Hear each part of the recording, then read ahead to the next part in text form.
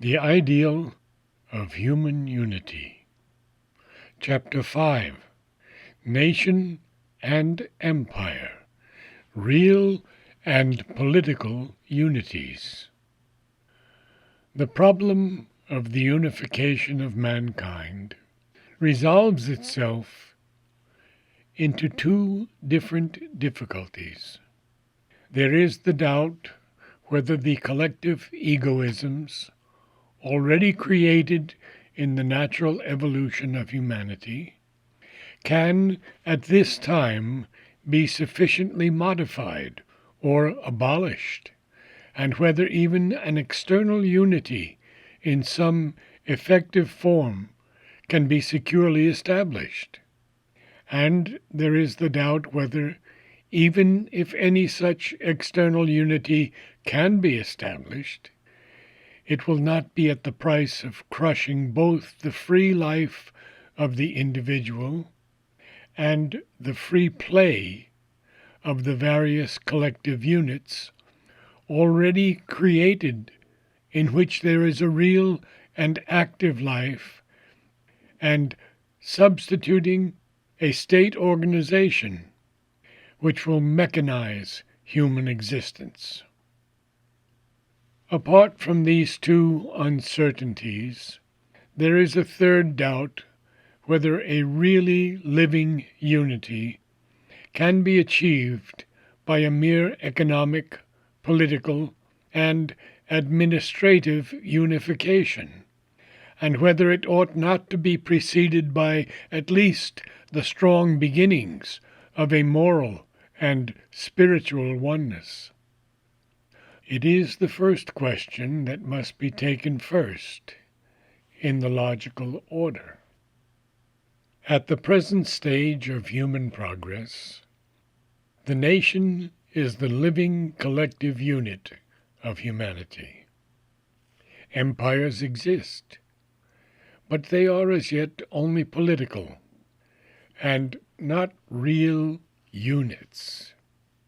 They have no life from within, and owe their continuance to a force imposed on their constituent elements, or else to a political convenience, felt or acquiesced in by the constituents and favored by the world outside.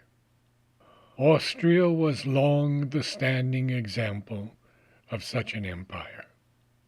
It was a political convenience favored by the world outside, acquiesced in until recently by its constituent elements, and maintained by the force of the central Germanic element incarnated in the Habsburg dynasty, of late with the active aid of its Magyar partner.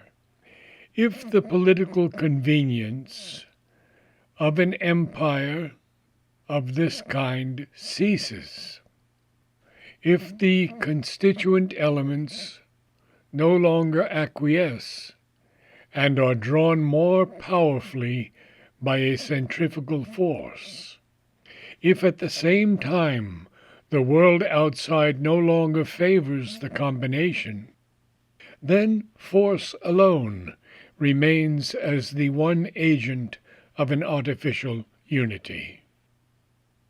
There arose, indeed, a new political convenience, which the existence of Austria served even after it suffered from this tendency of dissolution. But that was the convenience of the Germanic idea, which made it an inconvenience to the rest of Europe and deprived it of the acquiescence of important constituent elements which were drawn towards other combinations outside the Austrian formula. From that moment, the existence of the Austrian Empire was in jeopardy and depended not on any inner necessity, but first on the power of the Austro-Magyar partnership to crush down the Slav nations within it, and secondly, on the continued power and dominance of Germany and the Germanic idea in Europe, that is to say, on force alone. And although in Austria the weakness of the imperial form of unity was singularly conspicuous, and its conditions exaggerated, still those conditions are the same for all empires, which are not at the same time national units.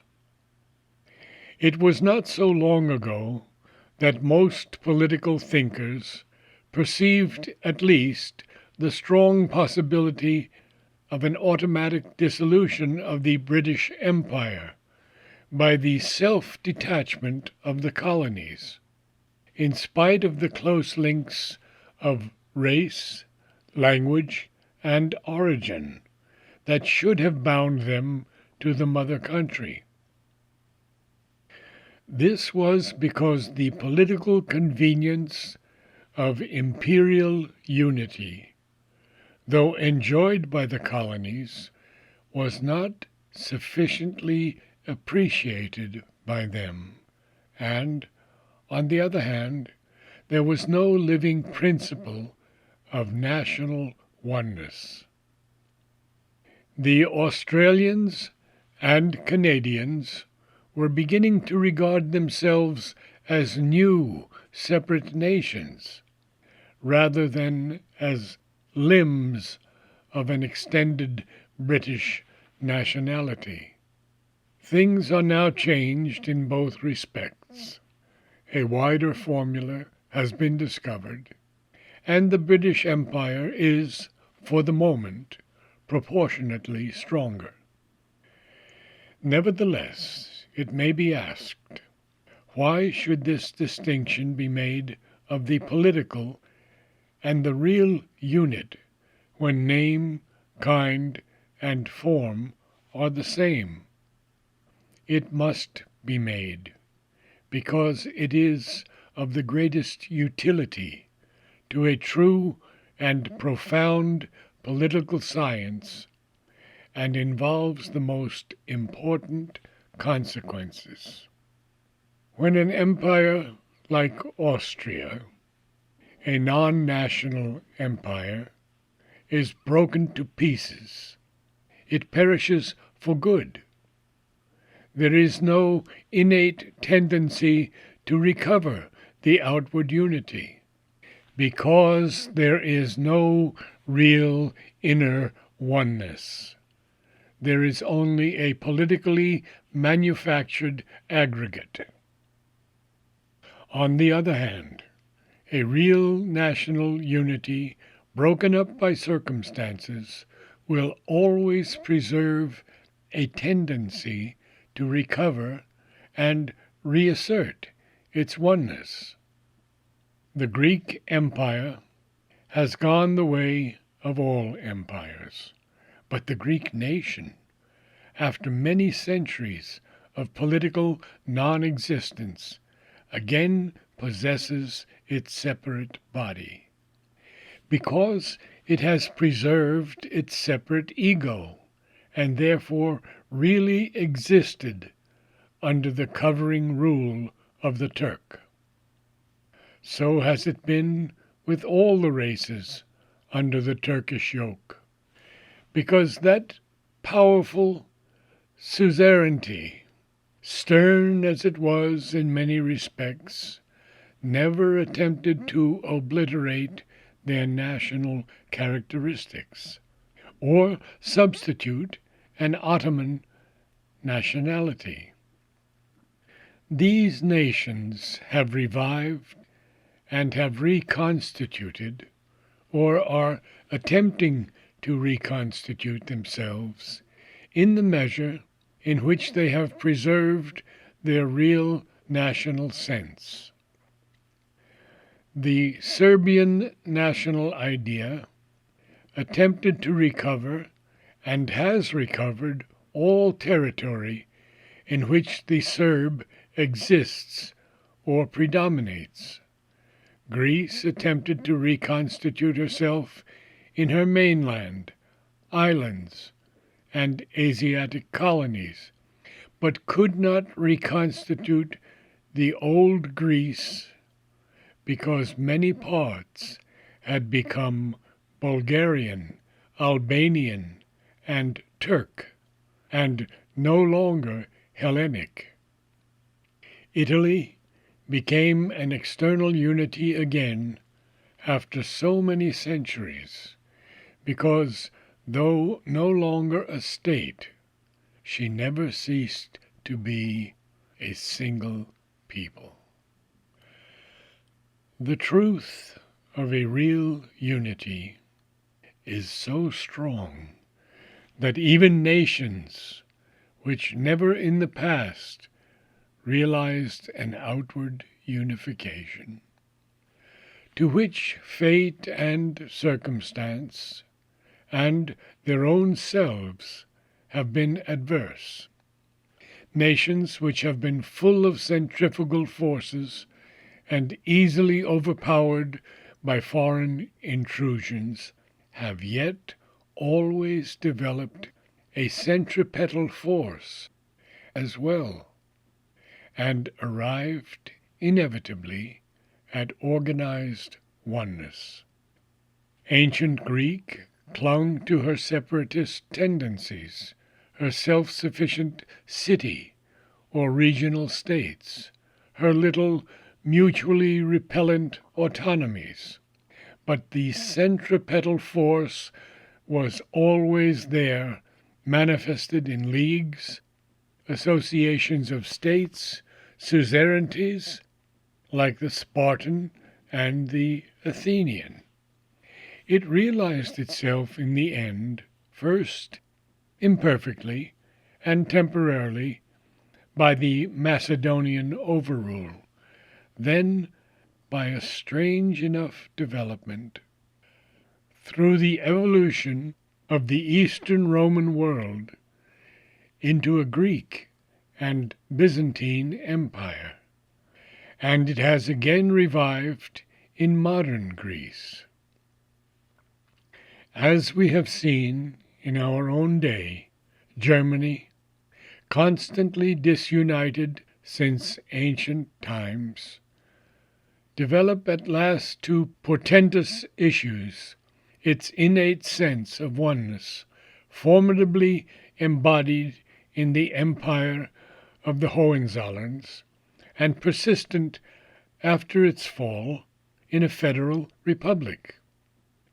Nor would it at all be surprising to those who study the working of forces, and not merely the trend of outward circumstances, if one yet far-off result of the war were to be the fusion of the one Germanic element still left outside, the Austro-German, into the Germanic whole, although possibly in some other embodiment than Prussian hegemony or Hohenzollern Empire. And here we have a footnote. 1. This possibility realized itself for a time, but by means and under circumstances which made the revival of Austrian national sentiment and a separate national existence inevitable. In both these historic instances, as in so many others, the unification of Saxon England, medieval France, the formation of the United States of America, it was a real unity, a psychologically distinct unit which tended at first ignorantly, by the subconscious necessity of its being, and afterwards with a sudden or gradual awakening to the sense of political oneness, towards an inevitable external unification.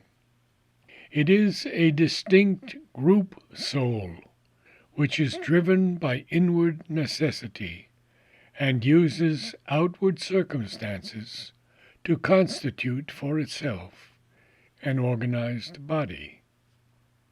But the most striking example in history is the evolution of India.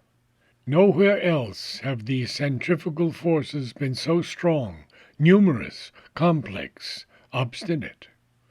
The mere time taken by the evolution has been prodigious. The disastrous vicissitudes through which it has had to work itself out have been appalling. And yet, through it all, the inevitable tendency has worked constantly, pertinaciously, with the dull, obscure, indomitable, relentless obstinacy of nature, when she is opposed in her instinctive purposes by man, and finally, after a struggle enduring through millenniums, has triumphed. And, as usually happens, when she is thus opposed by her own mental and human material, it is the most adverse circumstances that the subconscious worker has turned into her most successful instruments. The beginnings of the centripetal tendency in India go back to the earliest times of which we have record, and are typified in the ideal of the Samrat or Chakravarti Raja, and the military and political use of the Ashwamedha and Rajasuya sacrifices. The two great national epics might almost have been written to illustrate this theme. For the one recounts the establishment of a unifying Dharma-Raja, or imperial reign of justice. The other starts with an idealized description of such a rule, pictured as once existing in the ancient and sacred past of the country. The political history of India is the story of a succession of empires, indigenous and foreign, each of them destroyed by centrifugal forces, but each bringing the centripetal tendency nearer to its triumphant emergence. And it is a significant circumstance that the more foreign the rule, the greater has been its force for the unification of the subject people. This is always a sure sign that the essential nation unit is already there, and that there is an indissoluble national vitality necessitating the inevitable emergence of the organized nation. In this instance, we see that the conversion of the psychological unity on which nationhood is based into the external organized unity by which it is perfectly realized has taken a period of more than 2,000 years and is not yet complete. Footnote number 2. But it must be remembered that France, Germany, modern Italy took each 1,000 or 2,000 years and more to form and set into a firm oneness. And yet, since the essentiality of the thing was there, not even the most formidable difficulties and delays, not even the most persistent incapacity for union in the people, not even the most disintegrating shocks from outside have prevailed against the obstinate subconscious necessity. And this is only the extreme illustration of a general law. It will be useful to dwell a little upon this aid lent by foreign rule to the process of nation-making and see how it works. History abounds with illustrations, but in some cases the phenomenon of foreign domination is momentary and imperfect, in others long enduring and complete, in others often repeated in various forms. In some instances, the foreign element is rejected, its use once over. In others it is absorbed, in others accepted with more or less assimilation for a longer or briefer period as a ruling caste. The principle is the same, but it is worked variously by nature according to the needs of the particular case. There is none of the modern nations in Europe which has not had to pass through a phase more or less prolonged, more or less complete, of foreign domination, in order to realize its nationality. In Russia and England, it was the domination of a foreign conquering race, which rapidly became a ruling caste and was, in the end, assimilated and absorbed. In Spain, the succession of the Roman, Goth, and Moor. In Italy, the overlordship of the Austrian. In the Balkans, we have here footnote number 3. Here there was no single people to be united, but many separate peoples which had each to recover their separate independence, or, in some cases, a coalition of kindred people. The long suzerainty of the Turk, in Germany the transient yoke of Napoleon. But in all cases the essential has been a shock or a pressure, which would either waken a loose psychological unity to the necessity of organizing itself from within, or would crush out, dispirit, or deprive of power, vitality, and reality the more obstinate factors of disunion.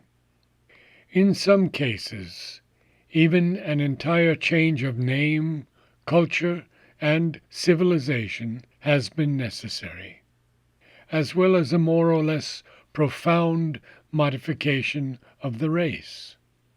Notably, this has happened in the formation of French nationality. The ancient Gallic people, in spite of, or perhaps because of its Druidic civilization and early greatness, was more incapable of organizing a firm political unity than even the ancient Greeks or the old Indian kingdoms and republics. It needed the Roman rule and Latin culture, the superimposition of a Teutonic ruling caste, and finally the shock of the temporary and partial English conquest to found the unequaled unity of modern France. Yet, though name, civilization, and all else seem to have changed, the French nation of today is still, and has always remained, the old Gallic nation with its Basque, Gaelic, Armorican, and other ancient elements modified by the Frank and Latin admixture. Thus, the nation is a persistent psychological unit which nature has been busy developing throughout the world in the most various forms and educating into physical and political unity. Political unity is not the essential factor. It may not yet be realized, and yet the nation persists and moves inevitably towards its realization. It may be destroyed, and yet the nation persists and travails and suffers, but refuses to be annihilated. In former times, the nation was not always a real and vital unit. The tribe, the clan, the commune, the regional people were the living groups. Those unities which, in the attempt at national evolution, destroyed these older living groups without arriving at a vital nationhood, disappeared once the artificial or political unit was broken. But now the nation stands as the one living group unit of humanity, into which all others must merge, or to which they must become subservient. Even old persistent race unities and cultural unities are powerless against it. The Catalonian in Spain, the Breton and Provençal and Alsatian in France, the Welsh in England, may cherish the signs of their separate existence, but the attraction of the greater living unity of the Spanish, the French, the British nation has been too powerful to be injured by these persistences. The nation in modern times is practically indestructible unless it dies from within. Poland, torn asunder and crushed under the heel of three powerful empires, ceased to exist. The Polish nation survived and is once more reconstituted. Alsace, after 40 years of the German yoke, remained faithful to her French nationhood in spite of her affinities of race and language with the conqueror.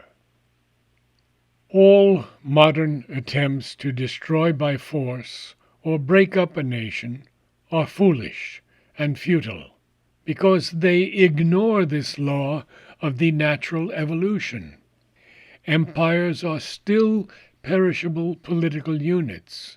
The nation is immortal, and so it will remain until a greater living unit can be found into which the nation idea can merge in obedience to a superior attraction. And then the question arises whether the empire is not precisely that destined unit in course of evolution. The mere fact that at present not the empire, but the nation is the vital unity can be no bar to a future reversal of the relations. Obviously, in order that they may be reversed, the empire must cease to be a mere political and become rather a psychological entity.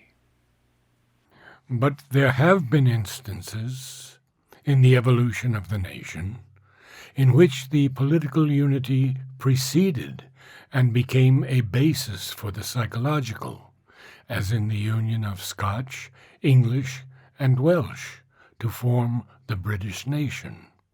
There is no insurmountable reason why a similar evolution should not take place on a larger scale, and an imperial unity be substituted for a national unity.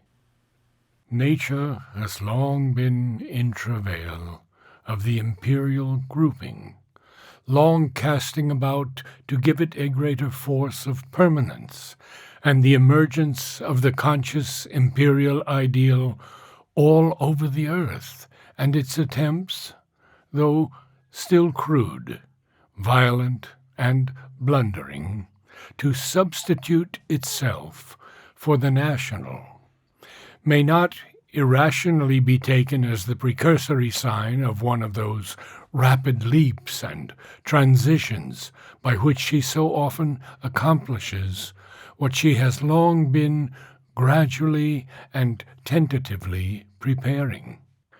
This, then, is the possibility we have next to consider before we examine the established phenomenon of nationhood in relation to the ideal of human unity.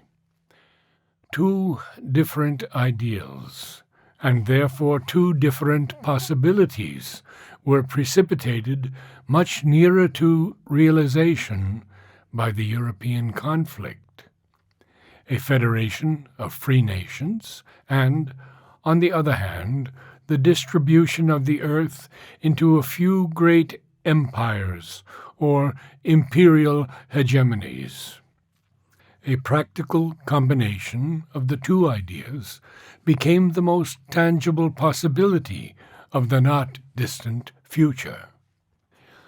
It is necessary to pause and consider whether one element of this possible combination, being already a living unit, the other also could not, under certain circumstances, be converted into a living unit, and the combination, if realized, made the foundation of an enduring new order of things. Otherwise, it could be no more than a transient device, without any possibility of a stable permanence.